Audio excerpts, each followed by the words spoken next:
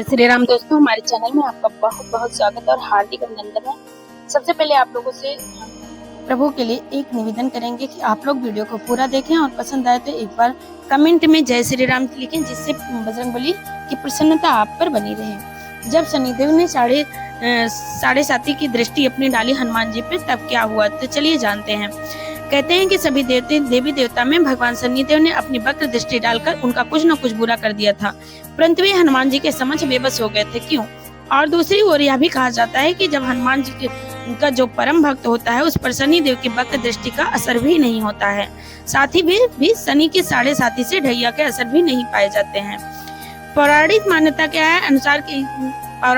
के अनुसार जब एक बार शनिदेव हनुमान जी के पास आते हैं और कहते हैं कि मैं आपको सावधान करने आया हूँ कि कृष्ण लीला के समापन के बाद कलयुग का प्रारंभ हो चुका है।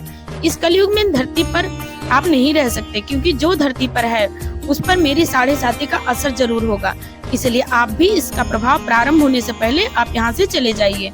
इस पर हनुमान जी कहते हैं, जो भी देवता या मनुष्य राम की शरण में रहता है उस पर तो काल का भी प्रभाव नहीं होता, इसलिए आप मुझे छोड़कर कहीं और जाइए। इस पर शनिदेव कहते हैं कि मैं सृष्टिकर्ता के विधान के आगे विवश हूँ। आपके ऊपर मेरी साढ़े साती अभी से प्रभावी हो रही है, इसलिए आज मैं शरीर पर आ रहा हूँ, इसे कोई टाल नहीं सकता।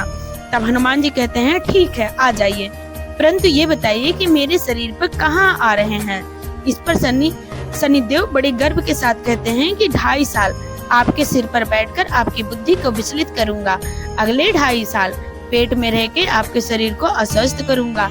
अंतिम 2.5 साल पर रहकर आपका मन भटकाता रहूंगा, पैर भटकाता रहूंगा। इतना कहकर शनिदेव हनुमान जी के माथे पर बैठ गए। माथे पर बैठते ही हनुमान जी को खुजली हुई, तो उन्होंने एक पर्वत उठाकर अपने माथे पर रख लिया। तब उस पर पर्वत से घबरा कर शनिदेव बोले कि ये क्या हो रहा है।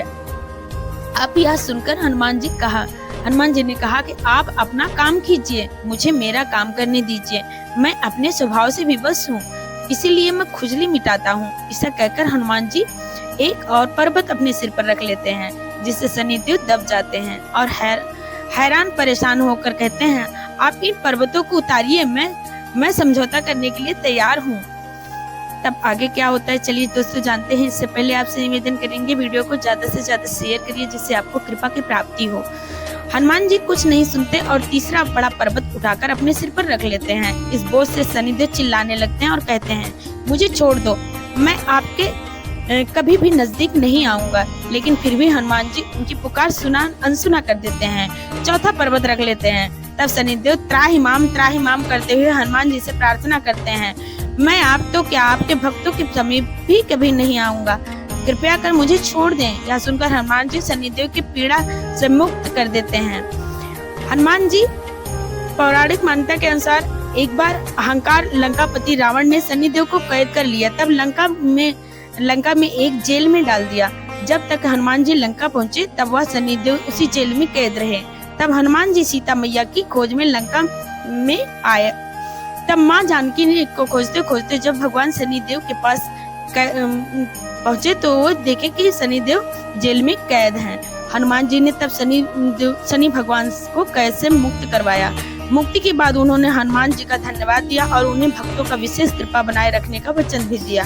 यही कारण है कि हनुमान अपने भक्तों पर कभी भी शनिदेव के बुरी दृष्टि का असर नहीं होने देते हैं। तो दोस्तों, जो भी बजरंगबली की पूजा करता है आज के दिन और मंगलवार के दिन, उसको शनि की कोई भी साढ़े साती ढैया का असर नहीं होता है और ना ही कोई उनका गलत प्रभाव पड़ता है, बल्कि शनि की कुदृष्टि नहीं पड़ती है, बल्कि उनका आशीर्वाद मिलता है। तो आप लोगों से निवेदन है कि आज के दिन बजरंगबली की पूजा करिए, हनुमान चालीसा पढ़िए, बजरंगबली को दीपक जलाइए, तेल अर्पण कीजिए और सिंदूर अर्पण कीजिए, जिससे बजरंगबली प्रसन्न हो सके।